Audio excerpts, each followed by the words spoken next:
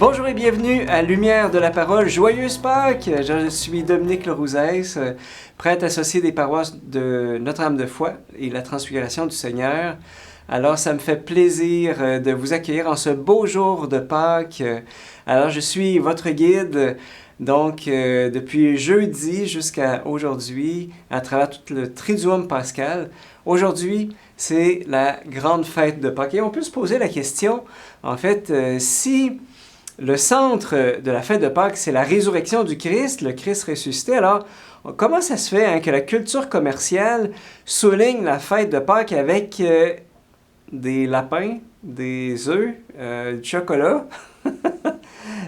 Alors bon, le chocolat, ça symbolise le retour en force de tout ce dont on s'est privé durant le carême. De même, les œufs, en fait, c'est au fond, autrefois, c'était quelque chose de riche et de nourrissant dont on se privait durant les jours avant Pâques. Et aussi, il y avait des légendes qui voulaient que, des légendes allemandes qui voulaient que les lapins pouvaient pondre des œufs multicolores. Bon, bref.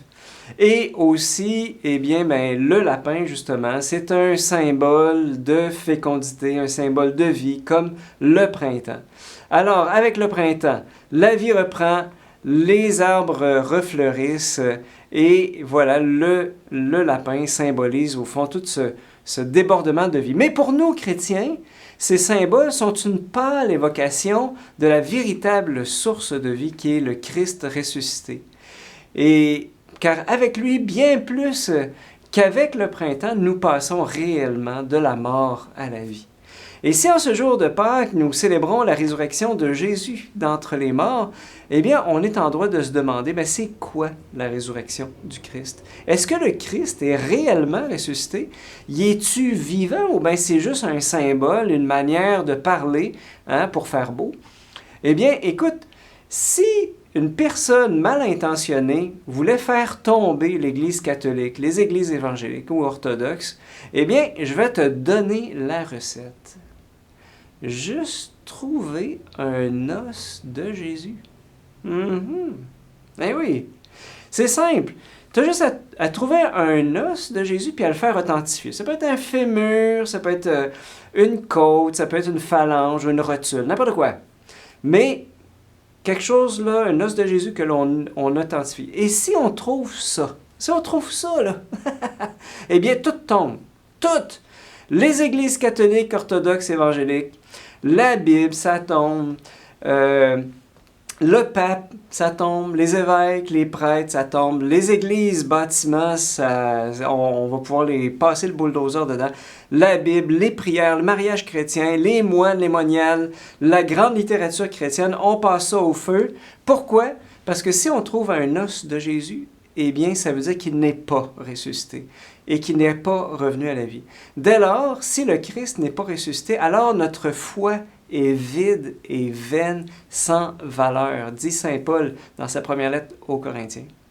Alors, toute la foi de l'Église repose sur ce fondement de la résurrection du Christ. C'est à la fois solide, mais aussi extrêmement fragile, si on y pense bien.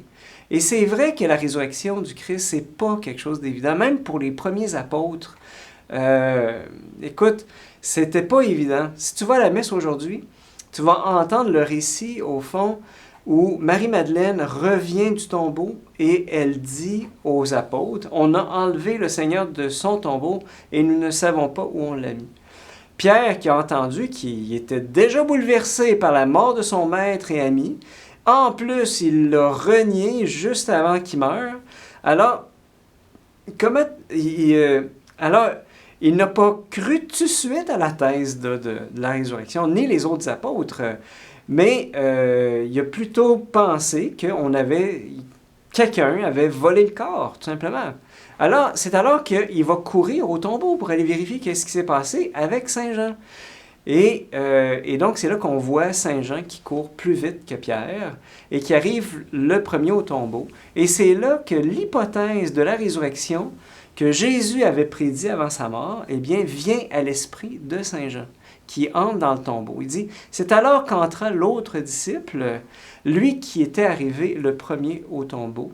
Il vit et il crut. » Jusque-là, en effet, les disciples n'avaient pas compris que, selon l'Écriture, il fallait que Jésus ressuscite d'entre les morts. Il vit et il crut. Avant même d'avoir une apparition de Jésus, Jean croit que Jésus est vivant, ressuscité. Et de la même manière, nous aussi, moi, je n'ai jamais eu d'apparition de Jésus, mais je sais dans mon cœur qu'il est ressuscité, je crois. Mais tu peux te demander, c'est bien beau de croire, mais qu'est-ce qui dit que c'est vrai? Alors, je répondrai en disant qu'il faut faire l'expérience de la résurrection. Ce n'est pas juste une hypothèse intellectuelle, tu sais, mais c'est une expérience existentielle. Hein? Saint Paul, dans la deuxième lettre à Timothée, il dit « Voici une parole sûre, si nous sommes morts avec lui nous vivrons. » Et parce que faire l'expérience de la résurrection, c'est vraiment entrer dans une vie nouvelle. C'est un changement de vie. Puis il faut entendre des témoignages de chrétiens, de conversion. Écoute, c'est vraiment puissant, là. Quelqu'un qui rencontre le Christ, là, c'est une résurrection d'entre les morts. C'est vraiment ça. Et donc, Saint Paul qui dit, « Voici une parole sûre, si nous sommes morts avec lui nous vivrons. » Je crois que quand on crie vers lui, quand on laisse Jésus pénétrer nos tombeaux, hein, et du fond de notre misère, on l'appelle lui, Jésus, en tant que sauveur, eh bien, on peut faire l'expérience de la puissance de la résurrection. Toi, es-tu déjà passé de la mort à la vie? As-tu déjà vécu c'est quoi une Pâque? Hein? Passer de la mort à la vie, Pâque, hein? Ça veut dire passage. Hein? C'est un nouveau commencement, une vie nouvelle. C'est tellement beau, c'est tellement profond. Eh bien, c'est ça quand nous sommes appelés c'est ça que nous sommes appelés à vivre quand on rencontre Jésus ressuscité dans notre vie. Et si nous mourons avec lui, nous vivrons. Et la fête de Pâques, c'est ça. Non seulement la résurrection de Jésus, qui était mort, crucifié, mais aussi notre résurrection à nous. C'est aussi et surtout la victoire du Christ sur notre propre mort. La mort, là, quand on va mourir, là, eh bien, c'est la promesse que ça, là, c'est vaincu par le Christ. Hein? Et parce que la mort, c'est la grande énigme, c'est notre grand ennemi, l'ennemi de l'existence humaine, la mort qui nous enlève les personnes chères, hein, et notre propre vie on devra redonner à un moment donné. Le Christ est le premier ressuscité qui nous ressuscitera aussi, avec lui, si nous mettons en lui notre foi. Et pour une vie d'immortalité, d'intimité, d'union avec Dieu.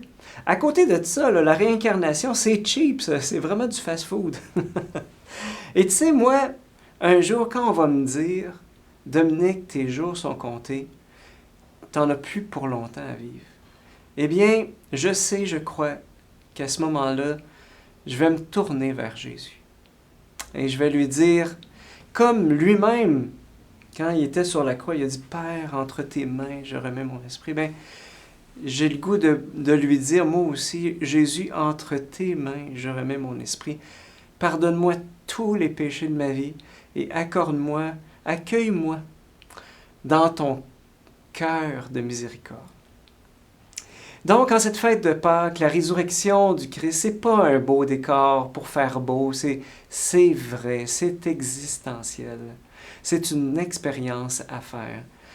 Parce que lui-même l'a dit, « Je suis avec vous tous les jours jusqu'à la fin du monde. » Et je le rappelle, Pâques, ça veut dire passage, passer de la mort à la vie. Et en cette belle fête de Pâques, quel passage aurais-tu besoin de faire? Aimerais-tu, toi aussi, passer de la mort à la vie?